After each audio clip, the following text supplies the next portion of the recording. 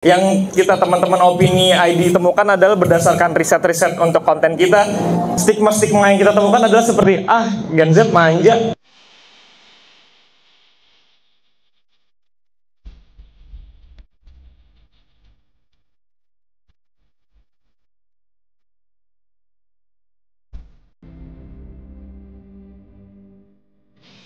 Pertama-tama, apa aja sih yang ada di Gen Z dan apa aja yang selama ini selalu dunia itu pikirkan atau bahas tentang Gen Z? Ada dua, problems dan juga harapan.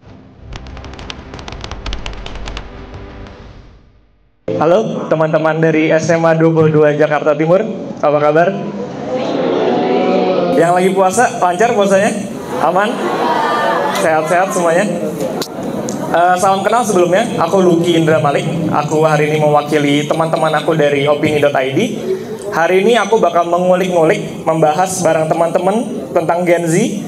Apa aja Gen Z dan apa aja yang Gen Z hadapi dan apa aja harapan yang Gen Z dan dunia ini harapkan terhadap Gen Z. Pertama-tama, apa aja sih yang ada di Gen Z dan apa aja yang selama ini selalu dunia itu pikirkan atau bahas tentang Gen Z? Ada dua, problems dan juga harapan. Masalah dan juga harapan. Biasanya apa aja sih yang selalu dihadapi oleh Gen Z? Sebelumnya, kebetulan aku juga Gen Z. Aku kelahiran 1997, jadi awalan dari Gen Z. Jadi mungkin aku di sini berbicara untuk aku sendiri. Jadi aku di sini juga nggak cuma berbicara untuk teman-teman, tapi aku juga mewakili diri aku sendiri. Dan apa yang aku tulis di sini adalah juga mewakili riset-riset yang Opini lakukan dan juga apa yang selama ini aku rasakan. Mungkin sebelum lebih lanjut, aku mau tanya ke teman-teman. Misalnya untuk kakak Alvito. Kakak Alvito biasanya masalah apa aja sih yang suka kakak Alvito alami? Ya, masalah yang saya hadapi mungkin masalah belajar mungkin, terus PR. Itu sama hubungan sosial. Percintaan? Enggak. Oh, bukan. Terus saya sama masalah eskul organisasi. Oke. Sama masalah diri sendiri sih buat pengembangan diri. Oke. Mungkin kalau sama-sama, terima kasih kakak Alvito. Mungkin kalau kakak yang di belakangnya, biasanya apa saja yang dihadapi? Masalah yang dihadapi biasanya itu masalah pertemanan, terus masalah nilai dari segi akademik, maupun non akademik sih. Kalau belajar tuh rata itu aja sih. Oke. Makasih kakak. Sebelumnya namanya kakak siapa? Lupna. Kakak Lupna, terima kasih. Kakak Alvito, terima kasih. Kalian tahu nggak sih sebenarnya? Sorry. Kayaknya macet. Sebelumnya, apa yang tadi kakak Alvito dan kakak Lupna sudah bicarakan, itu adalah suatu fase atau yang emang biasanya dilakukan. Itu adalah sesuatu hal yang normal dan emang semua orang akan lakukan. Aku pun di umur aku sekarang 27 tahun ini juga pernah melalui apa yang kakak Alvito dan kakak Lupna lakukan. Atau mungkin guru-guru di SMA ini pun juga pernah melakukan dan juga melewati hal-hal tersebut. Itu memang sering terjadi dan ini adalah biasanya yang dihadapi oleh Gen Z ataupun anak-anak muda pada dasarnya. Gaya hidup teman-teman biasanya adalah sekolah, atau yang sudah berkarir adalah biasanya karir, atau shopping, belanja. Pasti kan teman-teman kalau ngelihat Tokped atau ngelihat Shopee, aduh pengen lagi check out ini, atau ngelihat TikTok Shop malam-malam ngelihat skincare, aduh pengen lagi beli skincare, ya nggak sih? Padahal uang udah tipis tapi beli-beli aja. Habis itu percintaan atau pertemanan, mungkin kakak-kakak sering dengar tentang toxic relationship. Sebenarnya itu adalah fase teman-teman. Sebenarnya fase tersebut adalah normal untuk dilalui. Lalu healing teman-teman, biasanya gaya hidup kalau misalnya udah melalui fase tertentu, ujung-ujung aduh pengen healing lagi, pengen ke Bandung, pengen ke Bali, bla bla bla gitu. Biasanya yang kita teman-teman Opini ID temukan adalah berdasarkan riset-riset untuk konten kita. Stigma-stigma yang kita temukan adalah seperti Gen Z manja, Gen Z bla bla bla. Baru nemuin tugas atau PR-PR aja udah lemah, udah nggak bisa. Habis itu kayak misalnya cuman Gen Z emang yang bisa ngabisin duit dalam satu hari, belanja ini itu di TikTok Shop, Tokped. Yang ketiga adalah dikit-dikit healing ke Bali. Gen Z banget loh ya. Sebenarnya semua itu fase teman-teman. Itu semua normal untuk dilewati dan pasti kita semua yang ada di ruangan ini pernah melewati hal-hal tersebut. Tapi fase tersebut nggak bisa lama-lama untuk kita berada di situ teman-teman.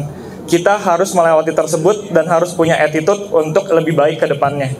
Fase tersebut memang normal untuk dilakukan, tapi tidak menjadi sifat yang permanen untuk teman-teman tanamkan di diri teman-teman. Contohnya, Gen Z yang dimiliki Indonesia pun banyak yang berbakat teman-teman. Ada yang tahu dari ketiga orang tersebut? Contohnya kayak Rio Waida. Dia Gen Z juga teman-teman. Dia menang competition World Championship untuk surfing. Lalu ada juga Megawati Pertiwi yang sekarang lagi main di Korea Selatan untuk tim voli Korea Selatan, dan dia sering jadi MVP untuk di pertandingan-pertandingan voli di Korea Selatan. Lalu ada juga Bribtu Renita yang dimana dia dapat penghargaan PBB. Semua ini Gen Z teman-teman, dan pasti aku yakin ketiga orang tersebut juga melewati fase yang apa yang dilewati oleh teman-teman. Lalu ada Pandawara Group yang belakangan ini viral nih teman-teman. Mereka diundang ke Eropa untuk studi, untuk belajar sama orang-orang yang ada di Eropa mengenai ekosistem, mengenai pengelolaan sampah. Lalu yang ketiga Belinda Christina yang belakangan ini juga viral. Dia adalah Gen Z pertama yang menang untuk MasterChef Indonesia.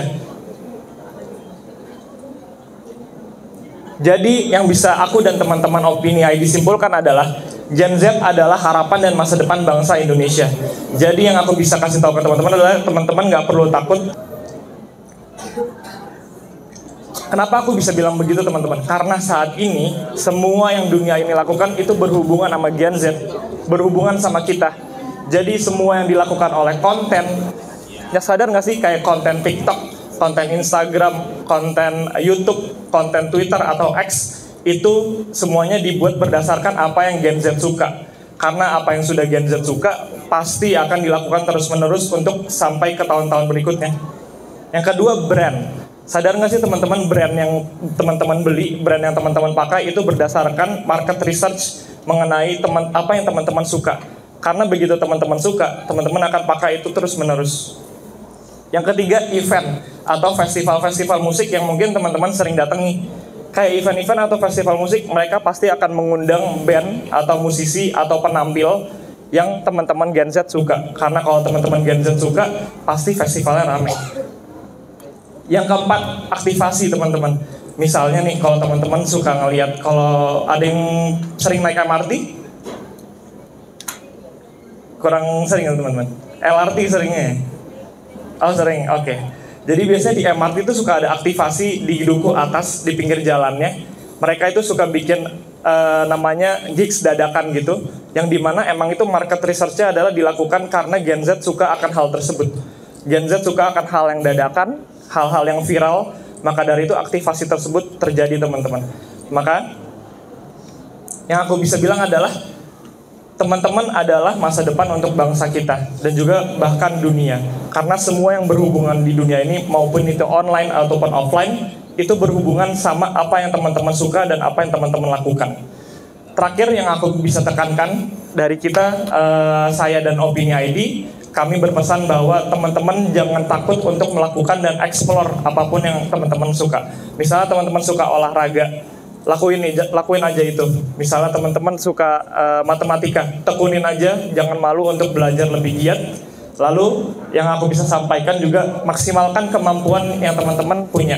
Misalnya teman-teman suka menulis, teman-teman bisa submit tulisan teman-teman ke aku atau teman-teman Opini ID. Mungkin nanti kita bisa muat di media sosial kita, yang nantinya teman-teman bisa share itu ke teman-teman. Jadi teman-teman punya portofolio yang nantinya bisa dibawa ke kampus atau bahkan ke pekerjaan-pekerjaan teman-teman.